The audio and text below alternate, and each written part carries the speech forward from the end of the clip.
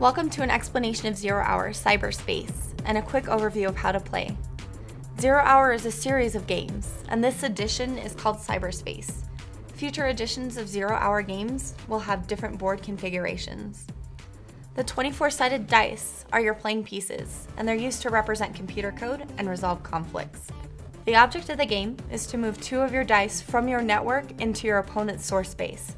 Both dice can end up in one opponent's source space or split between two source spaces.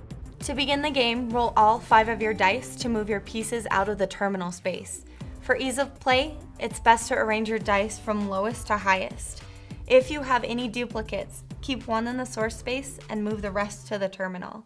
The player who has the lowest numerical value will need to roll the white and green dice in cyberspace to set those values. The white die can never be 24. So if you roll a 24, flip the die to its opposite side of 1. Rolling both the white die and the green die only happens during the initial setup. We'll talk more about these dice later. The player with the lowest die in their source goes first, and play proceeds clockwise. A player on their turn must make one and only one of the following actions. Move one die or set of dice, depending on the space, from one space to another, following the set rules of each said space. Manipulate a die by adding one or subtracting one from the current value of the die, or by flipping the die completely to its opposite side.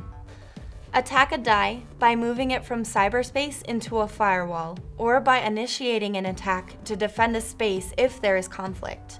When attacking, determine the difference between the two dice and add it to each of your rolls. The highest roll naturally wins. Now let's talk about each space on the board. The terminal space is where all of your dice initially start the game, and where they will go when they are defeated. The terminal is allowed to have duplicates. You can choose to roll a die out of the terminal as your move action. The databanks will be used in an advanced version of Zero Hour Cyberspace and will be explained in another video. The source space is where your dice can be placed when you roll them out of the terminal. The source is also where other players are attempting to move their dice in order to score. Once an opponent's die is in your source space, it will act like a duplicate die, which will affect your movement. When a player scores in a source space, their die cannot be removed. The hardline space is one of the most detailed in the game. This space can have multiple players occupying it without any conflict. Only the owner of the hardline may initiate conflict. If at any time there are one or more die of a specific player in the hardline that equal or exceed 24, that hardline is considered cut. A cut hardline will no longer allow opponents' dice to get to your source. With your hardline cut, you lose the ability to manipulate dice in the network. Though a cut hardline sounds bad, there can be strategic advantages to doing so. Please note, if all players' hardlines have been cut, the game immediately ends, and the score should be tallied to determine a winner. The firewall space is your primary line of defense. You can only have one die in this space at a time. Only one die may attack from cyberspace into this space, unless you're using the green die, which we will explain later. If an opponent's die moves from here to the hardline, it can do so without attacking into the hardline. The gateway space is where you stage your dice to move into cyberspace. Only the owning player's dice can be in this space. You are limited on how you can move into cyberspace by the dice that are already there. Cyberspace is a neutral area.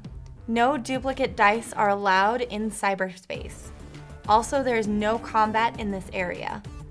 The white die is called the congestion, and the green die is called the system. The white die represents the congestion in cyberspace from turn to turn. This die is always rolled by the owner with the highest die in cyberspace at the beginning of their turn. The white die is only rolled if any player's dice are in a gateway.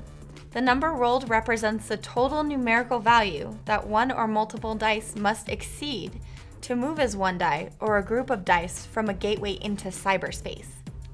If a die in a gateway is equal to the white die must flip or re-roll to allow the player's die to enter. The green system die is controlled by the player with the lowest die in cyberspace. This die can be used as a battering ram against any firewall. In order to use this die, the player must declare their target and assigns any one of their die in cyberspace to back up the green systems die. If the green die succeeds in an attack, the assigned die goes in unopposed. But if the green die fails, the player must then roll a second attack with the assigned backup die.